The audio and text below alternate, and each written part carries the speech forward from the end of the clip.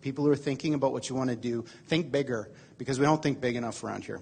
Okay, so my previous company was D-Wave. I'll just show you a couple things. We build what are still the world's only quantum computers that you can buy. And the company, D-Wave, has been doing this. Thanks. I didn't really have much to do with it, but you know, because so this is one of them. This is one of the processors. And a lot of interesting things happened to me over the years there. I got sent pajamas, a whole bunch of stuff. You know, there's lots of interesting things that happen when you build something like a quantum computer.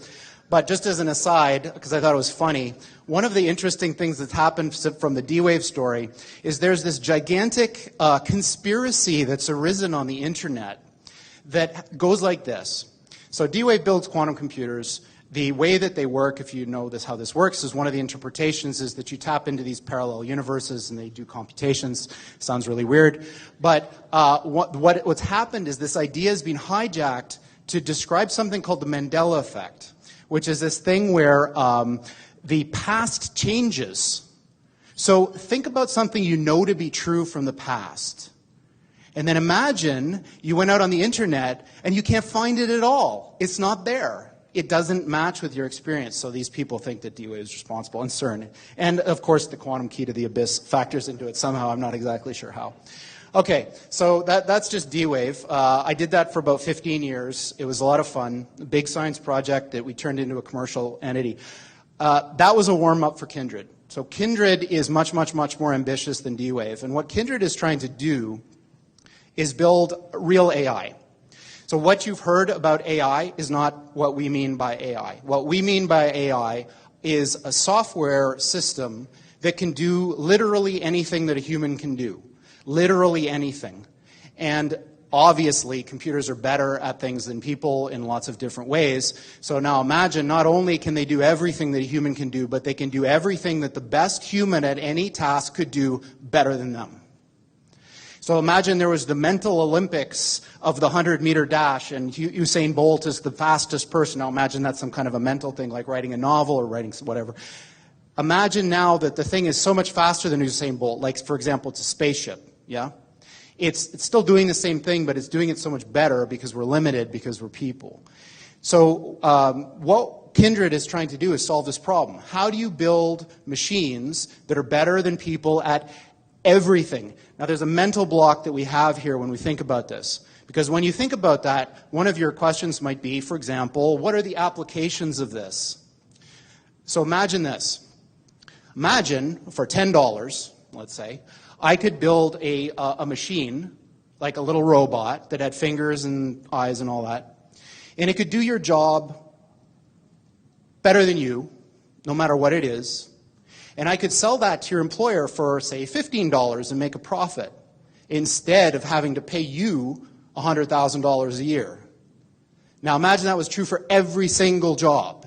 So that's what we're talking about here, is a complete and utter transformative change that of the likes of which has never been seen before in the history of humanity, making the Industrial Revolution look like a little tiny blip on the path that humans have taken from when we emerged from the ooze a few billion years ago. We are right on the verge of that transition now. So this guy, Rich Sutton, is one of the most famous people in the academic world of AI. And like many, when asked, when will this happen, he says things like this. 25% chance within 13 years of this thing that I'm talking about. You know, when you think about what you read on the news, you know, CNN, BuzzFeed, whatever, they're all kind of the same nowadays. Think about how unimportant that thing is that you're reading if this is true. Yeah? So what does this have to do with aliens? So Sam Harris, who I quite admire, is a very interesting guy, was reciting this parable at a TED Talk that he was giving, and it goes something like this. So, say I'm the President of the United States. So I receive this message from the heavens. So my microwave dish, my SETI dish, finally captures something. And what it says is, in 50 years, or 13 years, we're coming to your planet. You got to be ready. Now just imagine what would happen if that happened. A super intelligent alien race beamed down a message to all of us Earthlings saying, we're coming July 13th, 2030, and boy, you better be ready because the mothership is landing right on the front lawn of the White House or wherever you wanted to land on that day. The amount of resources that would be marshaled to try to figure out what to do would encompass the whole world. AI is just like that. So when this thing that I'm talking about happens, it's going to be exactly the thing that you're thinking about those super intelligent AIs. So the one thing I can tell you is they're not going to be like us. So alien means, different. These things that we're building are not going to be people. They might be really smart, they might be really good at all sorts of different things, but they're not going to be like us. They're going to be aliens. And they're going to be, I'm sorry to say, way smarter than every single person in this room in ways that we can't even comprehend. So this, of course, triggers a lot of alarm. One of the guys who talks about this is Elon, who says things like this, like, when you do this, beware. Because you think, just like the guy in the stories, that when you do this, you're going to put that little guy in a pentagram, and you're going to have your holy water out, and you're going to wave it at the thing, and by God, it's going to do exactly what you say, and not one thing more, but it never works out that way. So this is an attitude that some are having, this emerging alarmism about the way this is going to go. But these words, demons, doesn't capture the essence of what's happening here. I don't know if any of you are turn-of-the-century weird fiction fans, but there's this guy named H.P. Lovecraft, who's a very famous American weird fiction author. And he espoused a view which is called cosmicism. And the essence of cosmicism is cosmic indifference.